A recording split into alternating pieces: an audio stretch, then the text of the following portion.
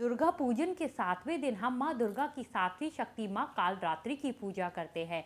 माँ कालरात्रि का स्वरूप देखने में भयानक है, लेकिन ये सदैव ही शुभ फल देने वाली है। इनके शरीर का रंग घने अंधकार की तरह एकदम काला है। सर के बाल बिखरे हुए हैं, गले में विद्युत की तरह चमकने वाली माला है।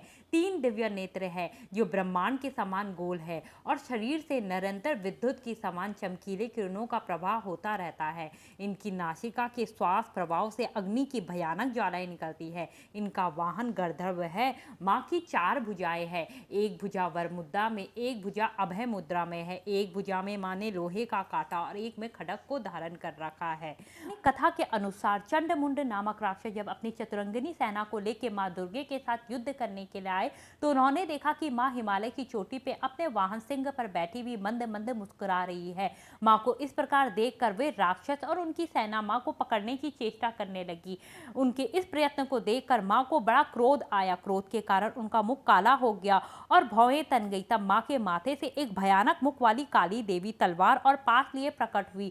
उनका स्वरूप अत्यंत ही भयानक था। उन्होंने चर्म की साड़ी पहनी हुई थी, गले में नरमुंडों की माला सुशोभित हो रही थी, आंखें गोल गोल बड़ी बड़ी लाल धसी हुई थी, शरीर का मांस तो सूख ही गया था, मुंह अत्यंत ही विशाल था और लपलपाती जीभ के कारण अत्यंत ही विकराल दिखाई दे रहा था। उस समय देवी ने गर्जना करी जिससे सारी दिशाएं भर गई। फिर बड़े वेग से देवी राक्षस सेना के ऊपर कूद पड़ी, बड़े बड़े राक्षस को मारती और उनका भक्षण करती हुई जा रही थी। पल भर ने देवी ने सारी राक्षस सेना को मार गिराया। अपनी सेना का इस प्रकार नाश होते हुए देखकर चंड नामक राक्षस देवी की तरफ दौड़ा और मुंड ने भी सहस्त्र चक्र देवी के ऊपर छोड़ दिए। वे सारे चक्र देवी के मुंह में समाने लगे और उस समय ऐसे प्रतीत हो रहे थे कि जैसे सूर्यबिंब बादलों के पेट में समाते जा रहे हो। फिर क्रोध में आकर भयानक गर्जना करी और हूं शब्द का हुंकार निकालते हुए बड़ी सी तलवार लेकर चंड के ऊपर कूद गई और उसके बालों को पकड़ के उसी तलवार से झट से उसका सर काट दिया।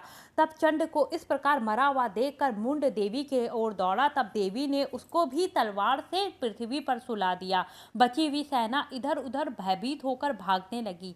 अनंता काली ने चंड मुंड के सर लिए और फिर वह अट्टहास करते हुए माँ दुर्गा के पास पहुंचकर बोली, यह चंडमुंड नामक महापशुओं को मैंने आपको भेंट कर दिए हैं। अब युद्ध में शुंभ निशुंभों को आपको स्वयं मारना होगा।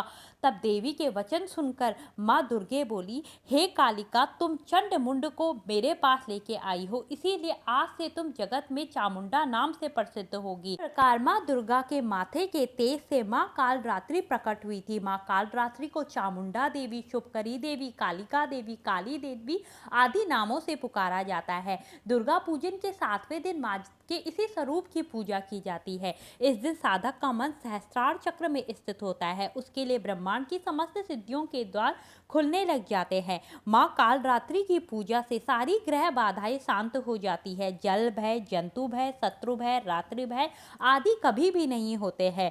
माँ कालरात्रि की पूजा से दानव, दैत्य, राक्षस, भूत, प्रेत आदि ये सारी बाधाएं भी शांत हो जाती है। माँ शुभकरी की पूजा करते समय जो साधक को शुभों की प्राप्ति होती है उसकी तो गणना ही नहीं की जा सकती है।